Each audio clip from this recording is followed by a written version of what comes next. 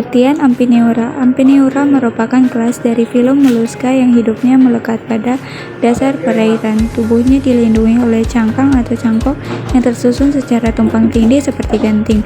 Hewan ini bersifat hermafrodit atau berkelamin dua. Fertilisasi eksternal atau pertemuan sel telur dan sel sperma terjadi di luar tubuh. Contohnya seperti Streptochiton sp atau Ciri umum Amphinoura. Yang pertama, cangkang lembaran. Amphinoura memiliki cangkang berbentuk lembaran atau piringan yang melindungi tubuh mereka. Cangkang ini terdiri dari beberapa lempengan kalsium yang disusun seperti genteng. Yang kedua, radula. Mereka memiliki radula, struktur mirip lidah yang digunakan untuk mengunyah makanan. Radula membantu dalam penghancuran dan pemrosesan makanan seperti alga atau detritus laut. Yang ketiga, tubuh silindris. Amphinoura memiliki tubuh silindris yang dilindungi oleh cangkang. Tubuh ini dapat terdiri dari beberapa segmen atau modul. Yang keempat, hidup di lingkungan laut. Sebagian besar Amphinoura adalah hewan laut dan ditemukan di lingkungan laut, terutama di perairan dangkal. Yang kelima, gerak merayap. Gerakannya umumnya melibatkan merayap menggunakan otot dan struktur tubuhnya. Yang keenam, hewan karnivora atau herbivora. Beberapa spesies Amphinoura adalah pemakan alga laut, sementara yang lain bisa menjadi pemangsa kecil, memakan organisme laut kecil. Yang ketujuh, sistem saraf dan simetri. Seperti moluska pada umumnya, Amphinoura memiliki sistem saraf yang cukup sederhana dan umumnya menunjukkan simetri bilateral dalam struktur tubuh mereka. Amphinoura adalah kelompok moluska yang mencakup kelompok hewan seperti chiton. Ciri khusus dari Amphinoura melibatkan struktur tubuh dan adaptasi mereka di lingkungan laut. Ciri yang pertama yaitu memiliki pangkalan tubuh yang terdiri dari beberapa lempengan kerakit atau yang biasa disebut cangkang yang saling tumpang tindih. Yang kedua, memiliki radula. Strukturnya seperti lidah, terdiri dari barisan gigi kecil yang digunakan untuk mengonsumsi dan memenuhi makanan. Yang ketiga, Amphinoura umumnya memiliki simetri bilateral dalam struktur tubuhnya. Yang keempat, Amphinoura memiliki kaki lebar dan datar yang digunakan untuk menutupi permukaan batu atau substrat lainnya. Yang kelima, organ reproduksi pada Amphinoura dapat keluar dari celah di antara lempengan-lempengan kerakit. Yang keenam, Amphinoura memiliki sistem saraf yang menyirip atau berbentuk mirip sabit yang melingkupi esofagus. Dan yang ketujuh, Amphinoura juga dapat hidup dan berkembang biak di habitat laut yang beragam.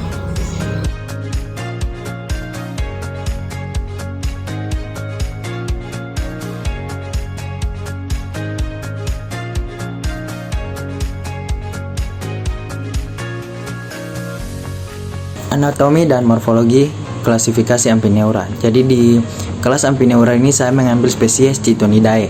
Chitonidae adalah famili moluska laut yang mencakup kelompok hewan yang dikenal sebagai chiton. Chiton adalah invertebrata dengan cangkang berbentuk lembaran yang terdiri dari 8 lempengan keras yang disebut batu cangkang. Hewan ini umumnya ditemukan di perairan laut dan memiliki karakteristik unik dalam struktur anatomi mereka. Yang pertama itu dorsal. Dorsal atau punggung Chitonidae memiliki bagian dorsal yang terdiri dari 8 lempengan keras yang disebut batu cangkang atau plat.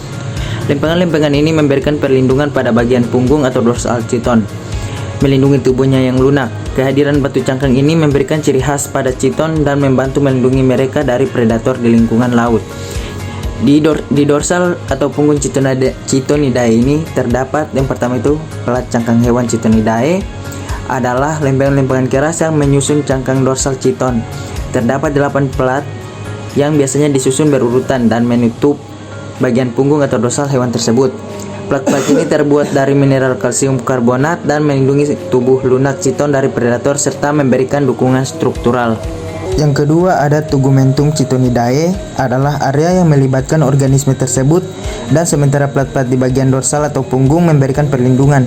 Tegumentum melibatkan berbagai struktur dan organ internal. Tegumentum mencakup berbagai elemen seperti otot, sistem pencernaan, dan organisasi reproduksi. Yang ketiga ada garis-garis pada cangkang Chitonidae, merujuk pada jejak pertumbuhan atau baris-baris yang terlihat pada permukaan plat-plat atau sel plates chiton. Garis-garis ini muncul karena penambahan materi baru pada cangkang selama pertumbuhan hewan tersebut. Melalui pengamatan garis-garis pertumbuhan ini, peneliti dapat mendapatkan informasi tentang usia, relatif, dan sejarah pertumbuhan chiton. Yang keempat ada tuberkel hewan Chitonidae, adalah tonjolan kecil atau benjolan yang terdapat pada cangkang atau plat-plat chiton. Tuberkel ini dapat memberikan tekstur atau pola tertentu pada permukaan cangkang dan merupakan karakteristik penting untuk mengidentifikasi spesies chiton. Beberapa chiton memiliki tuberkel yang menonjol, sementara yang lain mungkin memiliki permukaan yang lebih halus. Yang kelima ada korset mantel luar Chitonidae. Chitonidae memiliki mantel luar yang disebut sebagai girdle atau korset mantel. Korset mantel ini adalah struktur lunak yang melengkapi cangkang atau plak-plak chiton di bagian tepi luar. Fungsinya melibatkan perlindungan tambahan dan penyesuaian terhadap lingkungan sekitarnya. Terus yang kedua itu ada bagian ventral atau bagian bawah Chitonidae, merujuk pada bagian perut atau bagian bawah tubuh hewan chiton. Meskipun cangkang dorsal atau punggung memberikan perlindungan, bagian ventral atau bagian bawah adalah bagian yang lebih rentan dan biasanya melibatkan organisme internal seperti sistem pencernaan, organ reproduksi, dan otot. Sifat dan karakteristik pada bagian ventral ini bersama dengan struktur lainnya membantu dalam mengidentifikasi dan memahami adaptasi serta perilaku Chitonidae dalam lingkungan laut mereka. Yang pertama itu ada palpalasi labial Chitonidae, adalah struktur berpasangan yang ditemukan pada hewan tertentu seperti serangga dan moluska.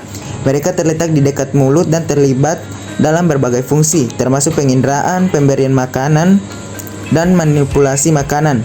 Peran spesifik dan penampilan labial palps dapat bervariasi antar spesies. Yang kedua ada mulut Chitonidae. Pada mulut Chitonidae adalah bagian penting dari anatomi hewan ini. Meskipun cangkang dan plat-plat keras di bagian dorsal memberikan perlindungan, bagian mulut merupakan titik masuk untuk berfungsi biologis seperti pakan dan reproduksi. Struktur mulut Chitonidae ini melibatkan radula, yaitu struktur pakan yang unik dan umumnya ditemukan pada moluska. Radula adalah sabit atau pita bergerigi yang digunakan untuk menggarap dan merobek makanan seperti alga atau material organik lainnya dari permukaan substrat. Radula ini membantu Chitonidae dalam mengumpulkan makanan dari substrat laut tempat mereka hidup. Selain itu, di sekitar mulut Chitonidae juga memiliki struktur pendukung dan sensorik yang membantu dalam proses makan dan penyesuaian dengan lingkungan mereka. Perlu diingat bahwa struktur reproduksi pada Chitonidae dapat bervariasi antara spesies. Yang ketiga ada kepala Chitonidae. Chitonidae tidak memiliki kepala yang terlihat seperti pada kebanyakan hewan. Mereka termasuk dalam kelompok moluska, dan ciri khas moluska adalah tubuh yang tidak tersegmentasi, yang berarti tubuhnya tidak memiliki bagian kepala atau toraks atau abdomen seperti pada serangga atau krustasea yang lainnya. Keempat ada Asteridium Chitonidae. Yang kelima, telapak kaki Chitonidae memiliki struktur khusus yang disebut telapak kaki yang membantu mereka dalam pergerakan. Pada Chitonidae, telapak kaki lebih merujuk pada bagian bawah tubuh mereka yang bersentuhan dengan substrat saat bergerak. Telapak kaki Chitonidae membantu mereka untuk merangkak di sepanjang permukaan keras seperti batu atau karang. Struktur ini bersifat muskular atau keterkaitan dengan otot dan membantu dalam pergerakan serta menempel pada substrat yang keras. Yang keenam ada girdle atau alur mantel pada Chitonidae. Memiliki peran penting dalam memberikan perlindungan tambahan yang bisa berpartisipasi dalam pertahanan terhadap predator atau penyamaran. Sementara cangkang dorsal memberikan perlindungan utama, alur mantel juga berkontribusi pada keseluruhan struktur dan fungsionalitas Chitonidae. 7. Korset mantel pada bagian dalam. Spesies Chitonidae hampir sama penjelasan pada korset mantel bagian luar pada spesies Chitonidae. Yang kedelapan ada anus Chitonidae. Pada Chitonidae seperti pada moluska pada umumnya, anus adalah bagian dari sistem pencernaan dan merupakan tempat keluarnya sisa-sisa pencernaan atau kotoran dari tubuh. Anus pada Chitonidae biasanya terletak di bagian belakang tubuh dan fungsinya mirip dengan anus pada hewan-hewan lain. Perlu dicatat bahwa Chitonidae memiliki tubuh yang tidak tersegmentasi dan sistem pencernaannya melibatkan mulut, kerongkongan, lambung, dan usus. Sisa pencernaan yang tidak diperlukan akan dikeluarkan melalui anus untuk menjaga keseimbangan internal tubuh mereka. Baik, kita akan masuk dalam manfaat chiton. Manfaat kiton adalah sebagai kelas moluska laut atau amfineura, memainkan berbagai peran dalam ekosistemnya, dan beberapa spesies telah dipelajari untuk mendapatkan manfaat potensial. Pertama itu keanekaragaman hayati. Kiton berkontribusi terhadap keanekaragaman hayati ekosistem laut secara keseluruhan dengan menjadi mangsa berbagai predator. Yang kedua itu penelitian biologi. Kiton dipelajari untuk memahami aspek biologi kelautan termasuk struktur cangkang unik dan adaptasinya terhadap lingkungan yang berbeda. Tiga itu aquakultur. Beberapa penelitian mengeksplorasi potensi kiton dalam aquakultur karena kemampuannya mengonsumsi alga dan berkontribusi terhadap keseimbangan ekosistem di lingkungan buatan. Yang keempat itu farmasi. Beberapa spesies kiton menghasilkan senyawa bioaktif yang dapat digunakan dalam bidang farmasi meskipun penelitian di bidang ini masih terus dilakukan. Meskipun tidak dieksploitasi secara langsung untuk keperluan manusia dan skala besar, peran ekologis dan potensi penerapan kiton menjadikannya subjek yang menarik untuk penyelidikan ilmiah.